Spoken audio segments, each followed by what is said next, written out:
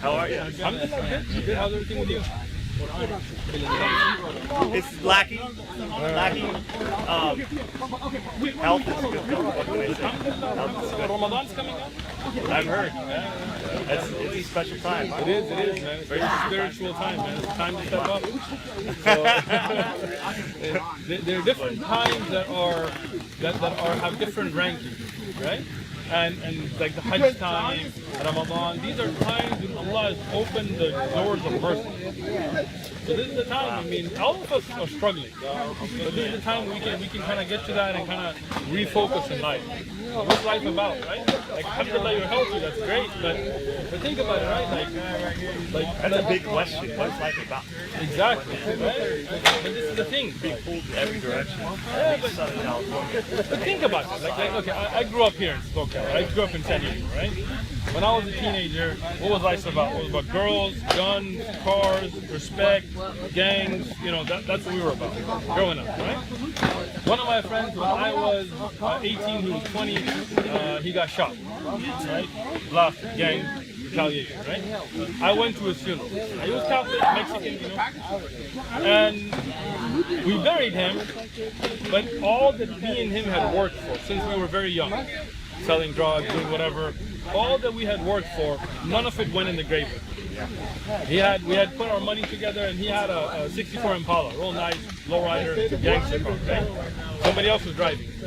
He had like 13 girls that were, you know, his, right? They were all crying on somebody else's shoulder. He had kids from some of them.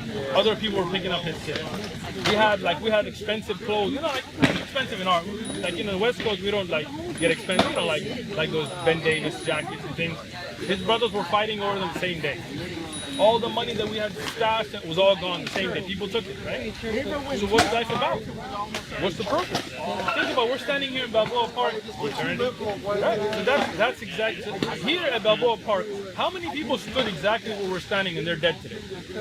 Last week. I'm not talking about like 100 years ago. Like, you never know in my time or in your time. You could be crossing the street, get hit by a truck. Coronavirus is a wake-up call, right? So when you realize that, then you think, okay, what is life really about? We go back to the Quran. Right? This is the words of Allah, our Creator. He will know better. Who knows best why something is made? The one who made it. Right? Does that make sense? Right? So it's the only real answer. It's the only real answer, right? So Allah tells the Quran, الَّذِي خَلَقَ الْمَوْتَ وَالْحَيَاةَ لِيَبْلُوَكُمْ أَيُّكُمْ أَحْسَنُ عَمَلًا. Allah is the one who created death and life, and life to test and see which one of us will put forth the best deed. Right? So now think about that. We know the purpose now from the words of the one who created us. Right? So if somebody else pulls you somebody tells you the purpose of life is just to be like that dude dancing naked. See that guy back there, right? Right? That's what he's doing with his life, right? But do you think that's why Allah created you? Do you think that's why you have such an amazing body, a brain, and eyes, kidneys, all these functions, so you could dance around naked in a park? Right? But what about a greater purpose of getting to a hereafter, getting to a life that's never ending, getting to please the one who created you, following that guidance, worshiping the one that made us, right? That is the purpose of life without a doubt. Anything else, like you said, they're distractions. Right? Somebody tells you, just believe in Jesus, you're going to heaven. Right? But they say that, but they don't believe that. Right? Because in the Bible, they'll say that faith without deeds is useless. Right? It's of no use. You'll find it in the Bible itself. Right? And then if you try to tell them, they'll argue against it. Tell them, okay. Tell them if that's their only criteria. I asked the Christian this question. I asked the Christian, is your only criteria to believe in salvation just that? He said yes. It's a free, no action, no work. I told him, okay, let's say there's an atheist girl. There's a young girl. She's atheist, right? And a Christian goes and rapes and murders and massacres. The guy who believes in Jesus, he sins, he kills her, murders her, but he believes in Jesus. She doesn't. Who goes to heaven? He told me that murderer, rapist goes to heaven.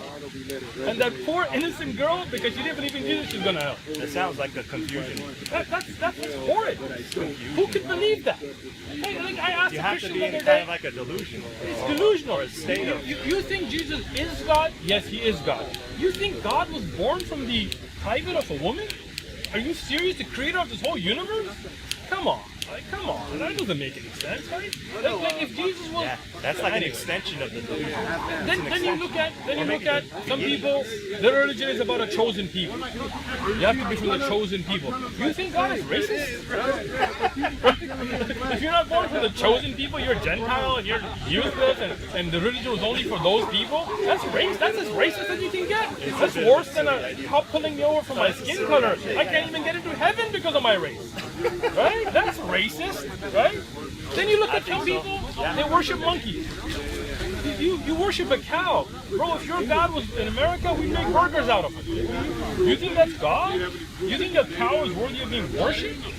Right? Like all this nonsense, right? Look, Islam has a very, you know in your heart, this belief is the right belief. Right? Look, one creator, no kids, no roommates, no stepmoms, none of that, no having half brothers that didn't believe in you and all that stuff. That one creator made us all with a purpose. What is the purpose? To recognize him, to worship him, to get to that eternal life. Right?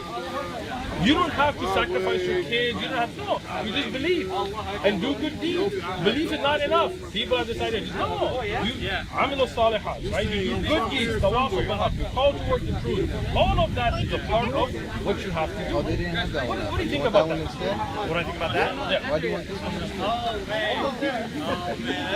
I'm not the smartest guy in the world. You presented a lot of ideas to me, and like I have like small responses to like each of the ideas. Together they compose a big idea, and I like where it's going. But like I can't keep track of like all of the small responses. I lost track of. Let's go one at a time. One creator. Okay, everything in me agrees. We got that. Okay. This is the first part of the Shahadah. Ashhadu an la ilaha illallah. I bear witness there's only one worthy of worship. We're good there. Yes. Right. That creator created us and didn't leave us without guidance. Right? I like everything in me wants to agree. Good. So other than like shaitan, 100% committed to say. So let's talk it through that point. Right? Let's say you decide that you're going to manufacture a new product the world has never seen. Okay? You're going to come up with something that's not a cell phone, but is better than a cell phone. Okay? Something that puts you in a virtual reality that you can speak to people in a way that's never been done. You're going to manufacture it, right? And then you're going to put it out on the market, right?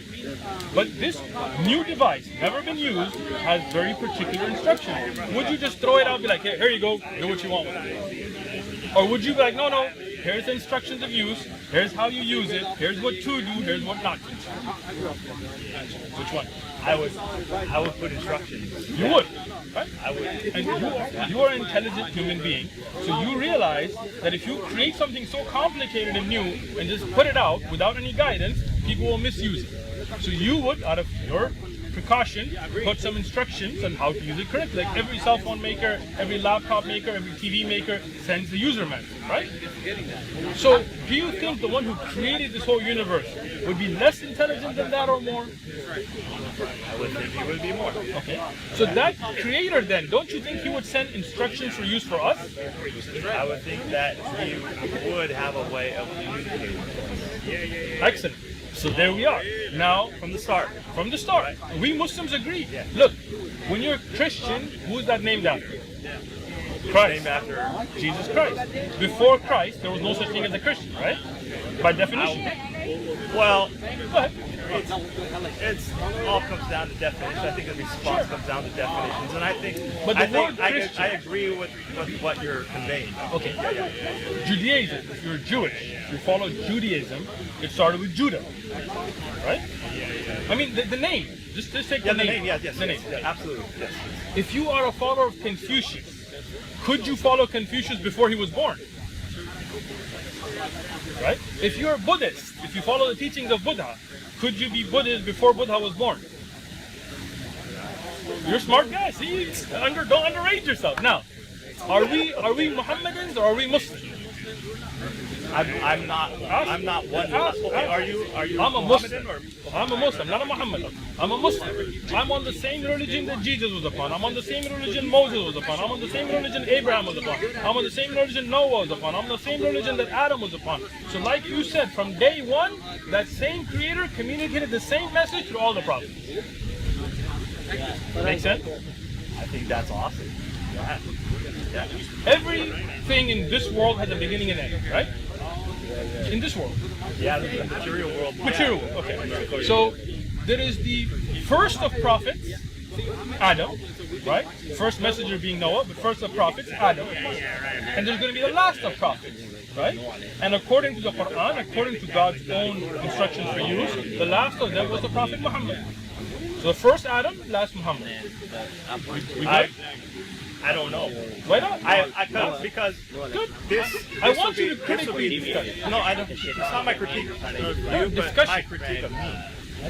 From what I understand, the conversation I've had is the idea of prophet in Islam. The view is pertaining to Muhammad, but like from me, when I attempt to understand what a prophet is, like I have to view those who would be called prophets of God, and also those who would be called like false prophets. Sure, I In agree. a sense, like for the religion of Apollo I'm and with Zeus. you. I am 100% with you. Let's. Yeah, okay. I like what you're doing.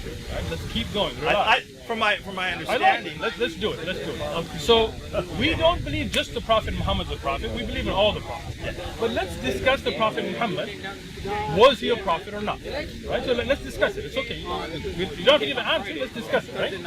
So a man, according to all the historians across the board, by consensus, he couldn't read or write. Right? I've never read a historian from the original who actually looked at resources like Ibn Ishaq, Ibn Hisham, or Tabari, any of those historians that said he was literate. So he couldn't get a Bible and read it up. He couldn't get a Torah. He couldn't get books of science. He couldn't do anything. I've never heard that idea challenged before. Okay, so now we can come to a conclusion that he couldn't read or write. Right? He was in the desert. Right? He was loved by his people, well respected. Right? He was before Islam, before the revelation of Quran to him. He was well accepted by his people. Right? He was financially, he was an orphan, but he was okay at that time because he had business with Khadija. All of it, right? Now, that man, if he's going to be a false prophet, if he's alive, right? Let's take that, right? Is he going to try to make his life better or worse? I got no idea. But think about it. Let's say you were going to lie about making up a religion. Why would you? Money, leadership. Okay, this is actually a really good question. Good. For me. Content. And I hope and I pray that anyone who hears my words will have mercy. Because in my time in my spiritual attempt to know my Creator, I spent a lot of time in Christianity and then other forms of Christianity that were very hurtful. And I was very damaged. I understand. And when I left finally for good, I left completely heartbroken. And there was an aspect of me that had spent so much time in it, and there was a spiritual aspect to me that still existed, but I had nowhere to be. Come, And let so, me give you a hug. Come here. I got you. It's Corona. It's all right. Look, I know what you're going through. So like I passed that. I'm okay. Or you've been. But I was hurt at one point in time. I was hurt. I was broken. I couldn't trust, and I didn't know how to assimilate it all. Right. And so I had an idea to literally start my own sense of a religion. Excellent. And there's more to that, and that's gone. That's past. It's all gone now. So you asked me what would a person do if you're going to start your own religion? Why? And the reason why is because I was in a sense lost. Exactly. And I know that there's a spiritual aspect to our existence. True. And you take group A, B, C, and D, and they all say that they have the answer. They're all right. And there's like this outer layer where people attempt to get along with each other, and they'll make compromises on their positions. And even some people would say like all paths lead to, but then when you're in their inner circles, they're like, no, our path is the way. So first thing, I totally know what you went through, because I went to different churches, I went to different Christian groups, I went to Bible studies. I was hurt, not physically or touched, didn't spend much time with Catholics, but I was spiritually hurt by the lies, by the deception, by being kicked out of Bible groups because I asked a question. So I know where you went. When you were thinking about making your own religion, as an honest person, you were trying to do good. I was trying to do good for me. So would you to lie? Be quite honest.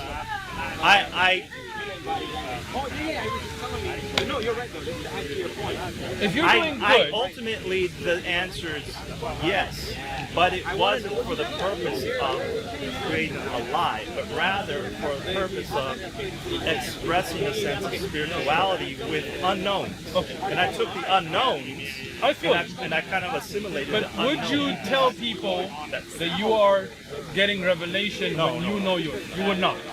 You would not, right? The Prophet Muhammad did. Sallallahu. So let's talk through why would he do it. If he was lying to get leadership, historically, the Quraysh, the tribe, when he was calling people towards one God against idols, they told him, look, if you want wealth, we'll give you all the wealth. We'll collect the wealth of the Arab, we'll give it to you. If you want women, we'll marry you to the most beautiful, any woman, put your finger, you marry her. As many as you like. They tried to silence him. They told him, look, if you want leadership, we'll make you the leader of the Quraysh. Right? He said, in historic narrations, he said, if you were to put the sun in my right hand and the moon in my left hand, I still wouldn't leave my doubt. So what does that tell you? That he was not a liar. He was not trying to immense wealth or marry a lot of women or get leadership. Otherwise, he could have got it right there. He died, sallallahu alaihi wasallam, peace be upon him, with nothing of provisions for him. He had a cloak and a bowl that was broken, and that was his world. He didn't leave any inheritance. So think through that. Like a man who's lying, why would he? Right? Now, let me ask you another question. Right? You were thinking about starting your own religion. Could you today, even the way we have today, could you say to the people, ask for a miracle? And they tell you split the moon. Could you split the moon? I can give you historic evidence, eyewitness accounts from Muslims, from non-Muslims, from Arabs, from non-Arabs, from different geographical locations that witnessed the splitting of the moon. Eyewitness, verified, more verified than George Washington's, battle of this or that. I can give you the names of Abdullah ibn Mas'ud, Anas ibn Malik, Abdullah ibn Abbas. Those that were physically present, those that were like Anas ibn Malik in a different city, Medina, those tribes that were outside Mecca that saw it, those travelers that came back and said they saw it when they were outside the area, other supporting historic evidences from India and so on that show that the Prophet Muhammad, peace be upon him, split the moon. Right? So now, if you're a false prophet, how are you going to split the moon? Right? There you go. See? Now, the Prophet Muhammad, peace be upon him, he said the zakat, the money we take to give to the poor, is forbidden on him and his family. If you're a false prophet, you're going to want to... Like you see all these Christian preachers who talk about, I can't fly regular, that's a pit of demons, right? These Christian preachers with $5,000 shoes and Christian preachers talking about Jesus, but they're taking their private jets to go to their $3,000 a night hotel. They're trying to make money. All these guys that want to debate with me, I challenge them. All of them, stop taking any donations. Like, I don't take any donations. I don't get a penny. It's from our own money. I don't take a single, I work a job, I earn my money when I teach, when I give da'wah. We don't take a single penny. If anybody gives money, it's to buy books or equipment. None of us get paid because I believe in what I'm doing. All these Christians that want to debate, I tell them, okay, first, don't take any money. Don't let people pay for your flight. Don't let people pay for your hotel. Don't put a Patreon account. Let's see if you really believe. You know, some of these guys are afraid to show their face. They're afraid. I'm here in Balboa Park. I'm not afraid. We've been attacked here before. There's videos, and I'm not afraid. Right? Why? Because I believe in my Lord. He'll protect me. But these guys don't really believe. They just talk. Right? So this is the thing. What I'm saying is, the Prophet Muhammad, peace be upon him, either we can say he was crazy. Right? But can a crazy man bring a book like this? Can he know about those nations before him that he couldn't even read and write about? Can he tell you about scientific facts that there is absolutely no way? This is a book, it's got scientific facts in the Quran that it's possible for a man in his time to have known, even in the most literate scientist, let alone an illiterate desert dweller. Right? So he can't be crazy then. He can't be a liar because he's not benefiting anything from it. He split the moon, we got eyewitness accounts. He brought such a linguistic miracle, right? That the Arab poets couldn't respond to.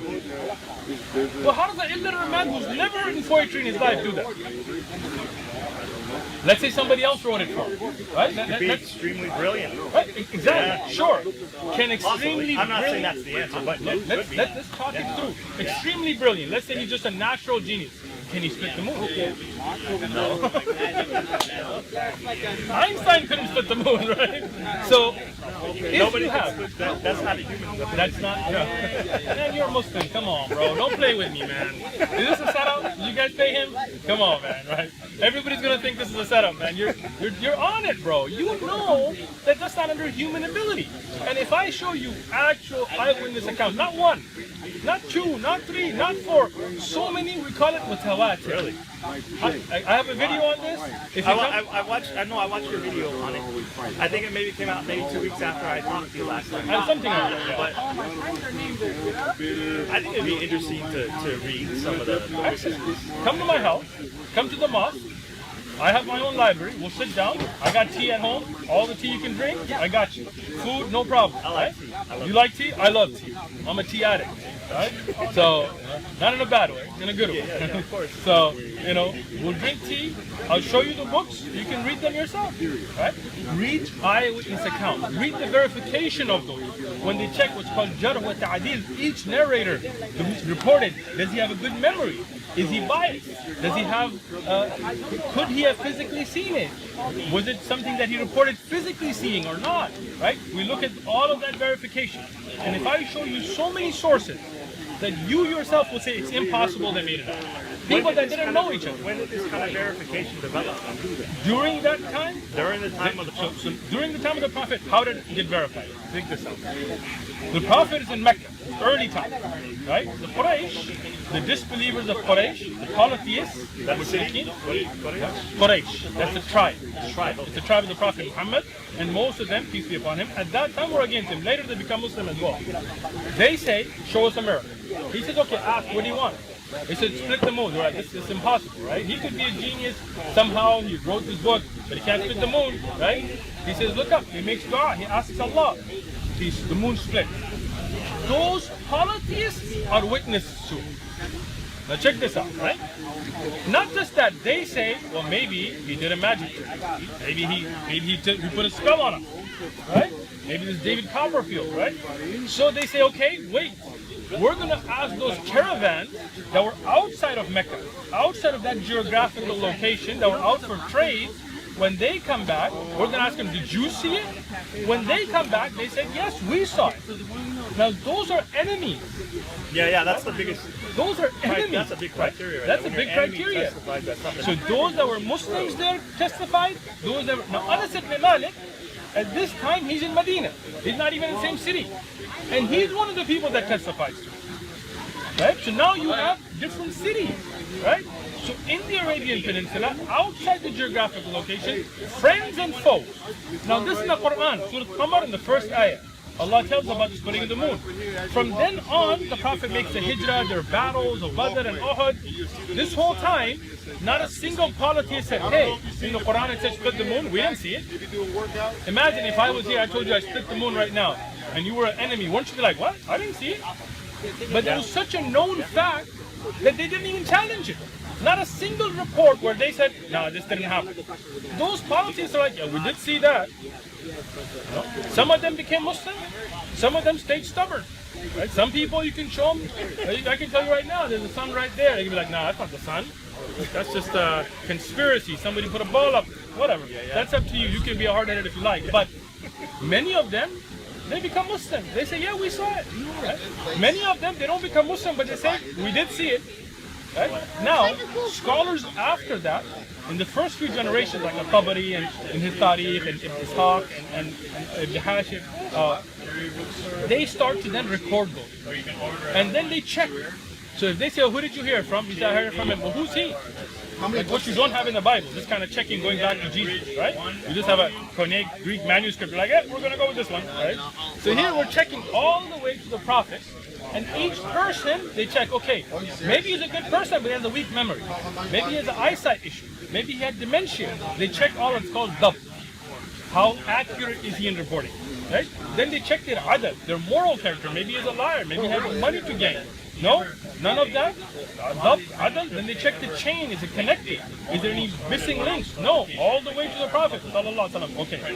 Then they say, okay, is there a contradictory record? I'm pretty impressed, to be quite honest, that people during that primitive time would be sophisticated enough to be concerned about that. This is the amazing thing. And it was a time of ignorance. It was, correct? But Islam brought that knowledge and that verification and that light that even the companions would verify narration. And I have a master's degree studying their works. Oh, really? Looking at the amazing, the companions, and then those who followed them in the first three best generations, and then those who followed them. There is a man, Ahmad ibn Hanbal, for example. He is from the first three early generations, right? And he was a scholar that memorized 1 million narrations. And he went on travels to cities to meet one person just to check one link in one narration. Right? Then there is Al-Bukhari, who came after him. And then there is Abdul Razak al-Sana'ani, that is the same time and a little bit earlier. Then you have Imam Malik, the great scholar of Medina. In the first 100, 200 years, this whole work is going on where they're verifying and checking and compiling. Right? Then you have generation after generation of scholars like Ibn Hajar and Zahabi later that go back and recheck all of that. Right? So when I tell you something is no doubt a narration, I'm telling you can check better than any history book in America. Like when I talk about George Washington, I challenge anybody in this whole park to tell me who can name the eyewitness to George Washington's battle. Anybody. Right? And even if you get a historian, show me the chain from the history book back to George Washington. I can. In Hadith, right? In the Prophet's narration about splitting the moon, I can show you the whole chain. I can tell you about the biography each person. I can tell you how many wives, kids, what he did for a living, how good was his memory, which area did. I can give you all that detail about each narrator. So when you have that kind of extraordinary evidence, and then you have supporting narrations from a king of India, not through one source, through many oral traditions, through different written traditions. Now those traditions cannot be verified to our standard. Why? Because our standard, like you said, for that time was amazing. But they are verified and accepted according to their historic standard, right? So now you have non-Muslim sources from a whole different geographical location that witness the same event at the same time, right? Now those narrations have their own issues because they're not verified to our standard, but they do show that it wasn't just an Arabian Peninsula, right? So now, how does the false prophet do that? Well, go ahead. I don't know how a false prophet can do that, but I know that the Torah talks about the message to the Jewish people, that somebody could come, a false prophet could come, and he could give signs and wonders, and he could do miracles, and that he's just a test. Sure. If he's telling you something, then what's going to give it to your father? Excellent. Pass it down. So if you take that message, let's take it from the Torah, the Old Testament, right? That you would have. That's not supposed to be an accusation, though. No I'm just saying problem. it says- Look, we're all friends. Just keep it coming, bro. Don't worry about it. Don't be shy. There's no taboo questions, right? So you have in the Old Testament certain statements about false prophets, no doubt, right? What would a false prophet call to? What would the false How would you? In the Torah, you have true prophets after that time as well, right? Okay. Yeah. So how would you differentiate? The message. Excellent. Excellent. What is the first commandment? Hear, O Israel, your Lord is one Lord. First commandment. What is it? One Lord. Not three, not two, not 4, 6, 12, one. Right? That's the first commandment. In the Old Testament, in the New Testament, if you look at the 10 commandments, the first commandment is one Lord. What does the Quran tell you? Only one Allah. One Lord. In the Old Testament, what's the second commandment? Don't worship. Do not have any gods. Exactly. Don't worship graven idol. Don't have any other God. La ilaha illallah. Same message. Right? Now when you go to a Christian church and they tell you God isn't one, he's three, and then somehow that's one, somehow that's also three, and then somehow he is God, but he's also the Son of God, but he might be God himself, but he might be fully God and fully man, but he might not be God when he was earth, but he was God, and then he wasn't God, and then he asked himself, why did you forsake me? And their God is praying to a God, and their God has a God, but the other God, the Father God, doesn't have a God. So which one is God? Right? And the Old Testament tells us God is not the author of confusion. Right? So if you use that filter now, is Paul and those Christians who came and corrupted the Christian religion and changed the message that you found in the old Bible, would those be the false prophets? Or a man named Muhammad sallallahu alaihi wasallam who came and brought the same message, the uncorrupted message, one law, one Lord, one God. Don't worship idol. Don't worship me. The Prophet said, "Don't worship me. Don't prostrate to me." Right? He said, "Worship only one God." I'm with you on that message that you're saying. Excellent. So now we both agree that the message of having one God is good. So you're good on the La ilaha illallah, right? We good? Now we both agree that a man named Muhammad sallallahu alaihi wasallam could not have split the moon. That's the sign, right? Yeah. We agree. If he's a false prophet, then his message should be different from that of the earlier testament, right? Yeah. I mean, a false prophet has to distract. It doesn't keep you on the right path, right? But when his message is tawheed, is a belief in one God, not worshipping idols, believe in the messenger, believe in that creator, monotheism, no threeism, no twoism, monotheism, right? Then you would say that he is in line with that message, right? It's not confusion, it's very clear, right? So when he can split the moon, when he can bring a book that no Arab poet could respond to, even though he couldn't read or write, when he knew about things that the Arabs didn't know about, that the Jews tried to trick and question him about. Why was Moses in Egypt? Arabs didn't know, right? He was illiterate. He wasn't a Christian or Jew. And he was from a tribe of idol worshippers. The Jews tried to question him. He said, I don't know. Allah revealed to him Surah Yusuf, right? Allah revealed the answer, right? When you see these miracles, and these are just few, water coming out of his hand, things that have been documented, right? I gave a series of lessons. I collected almost 3,000 narrations of different miracles, right? What I'm saying is, from the Quran, from the authentic narrations that have been verified through the process that I mentioned, right? Some of them are about the same event, different narrations, but these are all through his life, right? Those are the hadith. These are from the Quran and hadith. But hadith, we check for authenticity. Some are weak, we don't depend on them. Some are the ones that meet the level of being authentic, we depend on them. We call sahih hadith. Okay? And with sahih hadith, then there is muhkam, ghair muhkam. I have a master's in this, we're not going to. But the point being, with all of that put together, with a man who didn't leave any inheritance for his kids, a man who didn't care about wealth for himself. He didn't build mansions. He died with just a cloak and a bowl. Right? He said the Prophet leave no one. He even forbid on himself the charity and on his family. He said, even my family they can't take charity because that's for the poor. It's not for me. Right? Why would you not believe him to be a prophet? What else could he be? What do you do? Well, I'm 100% on board to say that he's a messenger. Okay, that's it. But so if you say that you believe in one God, But a messenger is not necessarily a prophet. okay. So when we talk about Anbiya, prophets, and Rusul, messengers, we can talk about the differences, and we can talk about who are the Anbiya and who are the Rusul with the Quran, with authentic hadith. I will explain all of that. But right now, you do believe there's only one God, right? You do believe that the Prophet Muhammad is a messenger, right?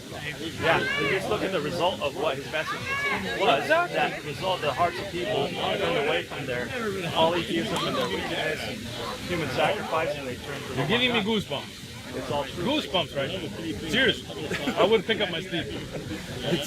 So this is it. Look at the fruits of his labor. He didn't become rich. His family didn't become rich. They didn't get anything, but the people left idol worship. The Arabs left burying their daughters.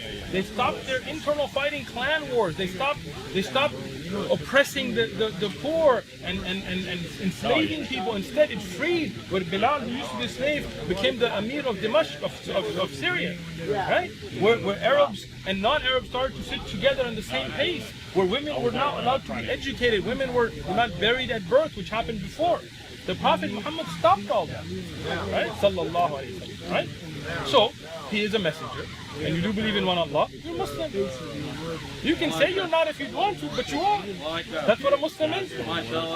There was one disagreement I had with a person, with a Muslim, yes.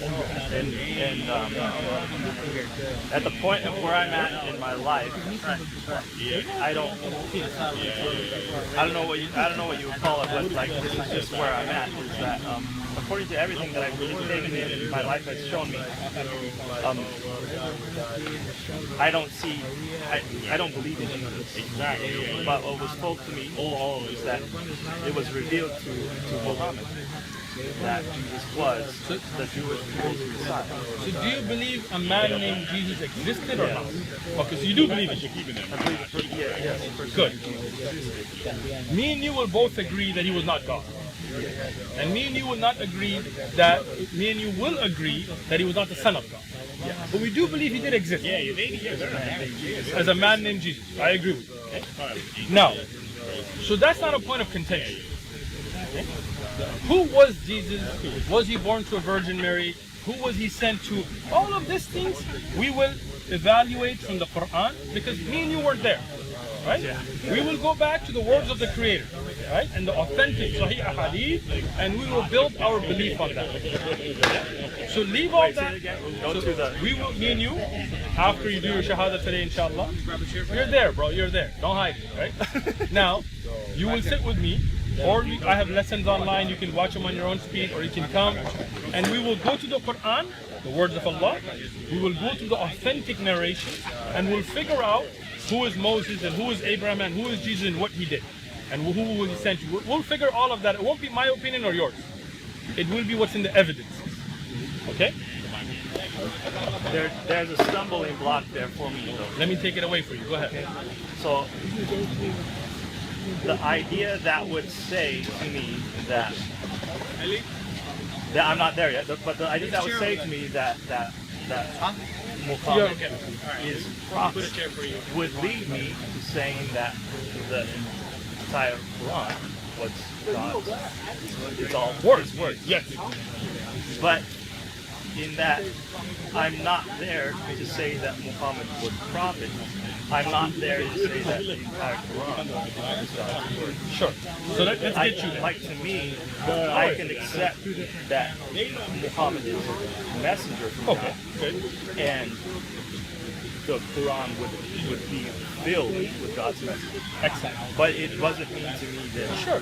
So let's walk through that, right? So when it says about Jesus, there's a piece of me that's not committed to accepting. So let's accept what we do agree. You said that you do believe there's one God, right? You believe Muhammad is the messenger. He received the message, right? That message was the Quran, right? If you believe he received the message, then nothing. That is the original message, right? I don't know how to accept that.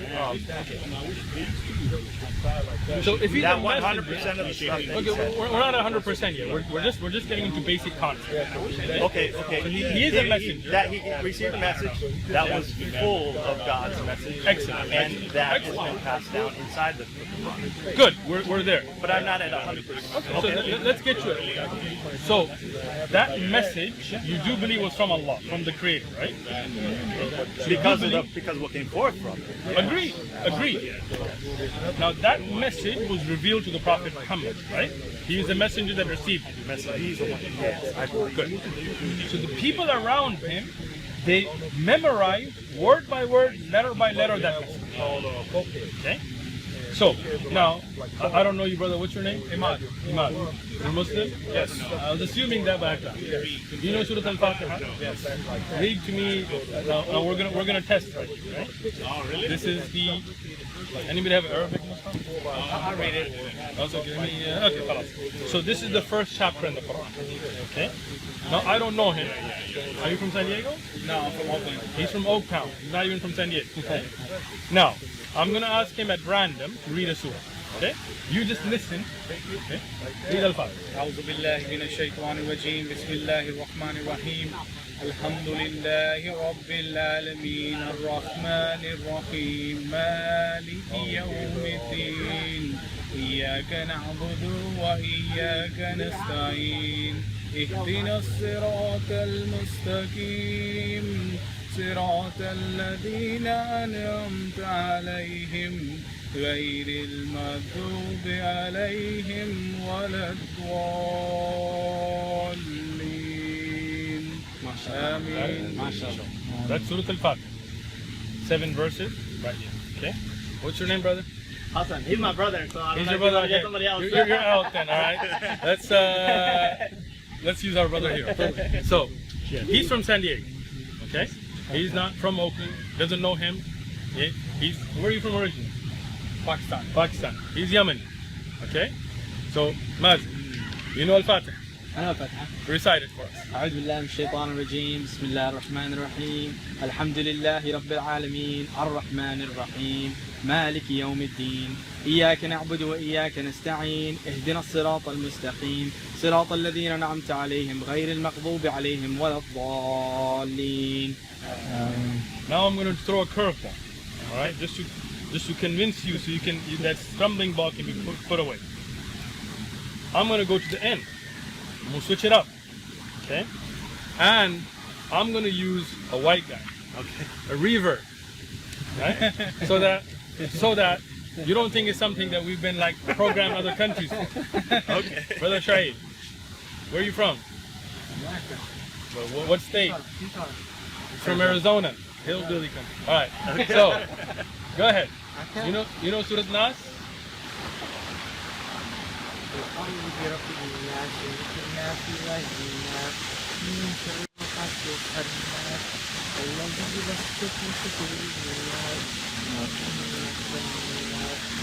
Now, he's a white guy, right? Reaver.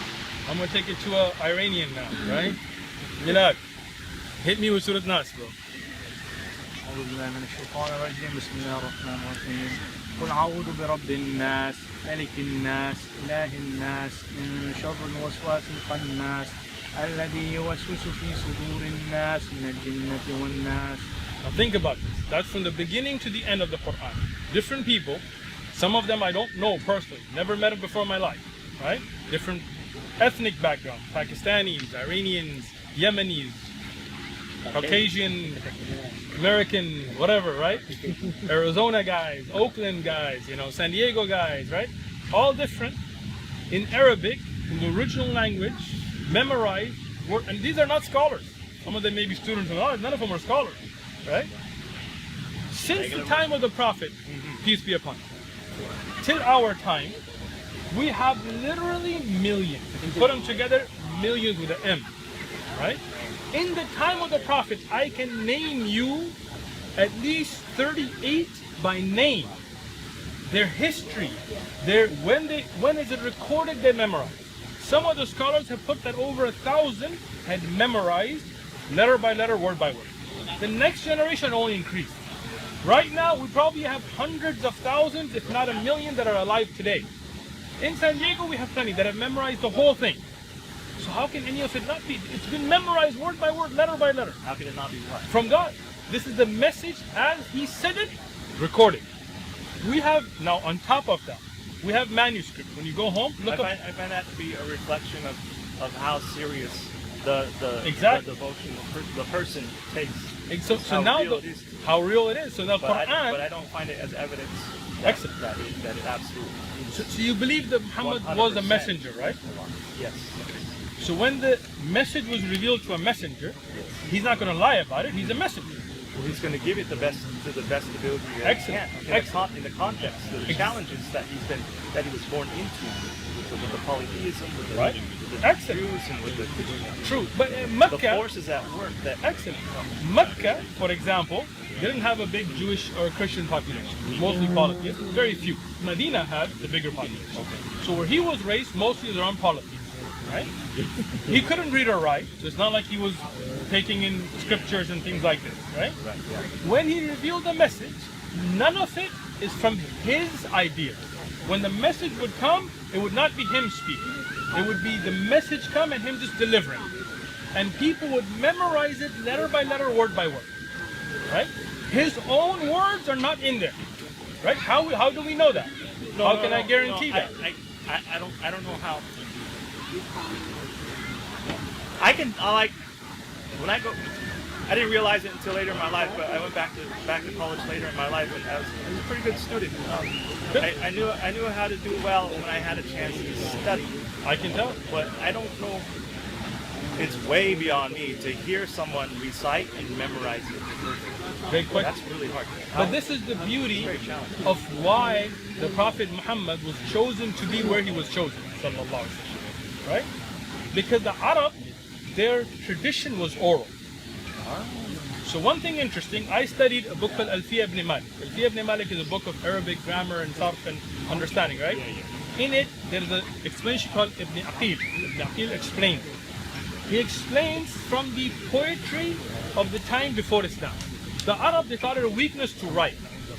Really? So what they would do is everything you said they would memorize. Wow. So you would have 10,000, 30,000 line poems that he would memorize, and 50 years later he could read. Right? So now you have a people that are well equipped, and that's what Allah, the Creator, knew when to send which prophet.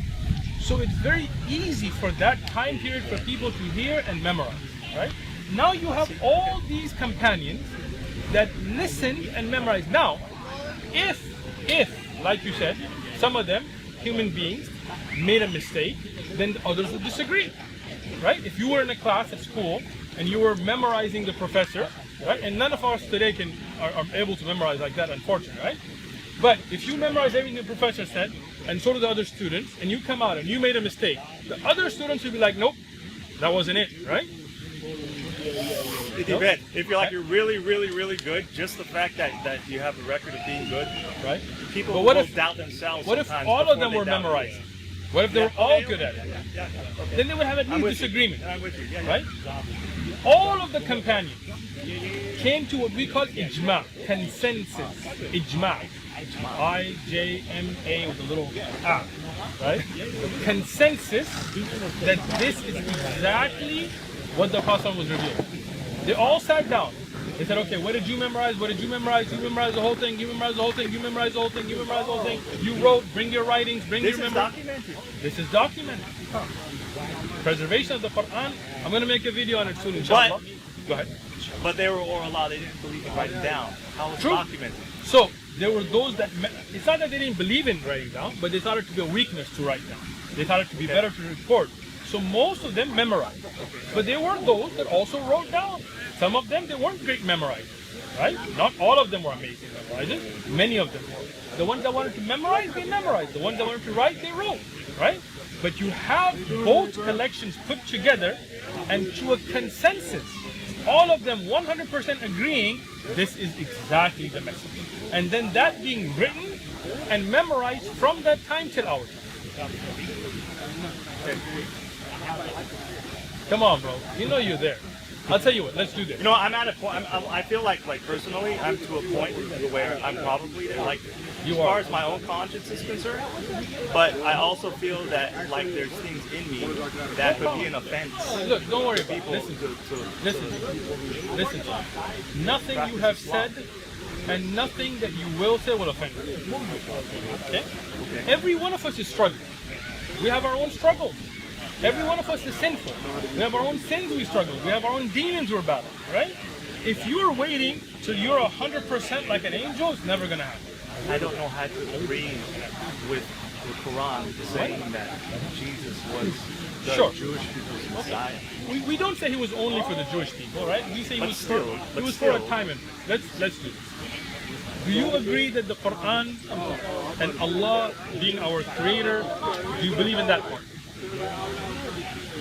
You do believe there's one God, right? We already agreed. Yes, one God.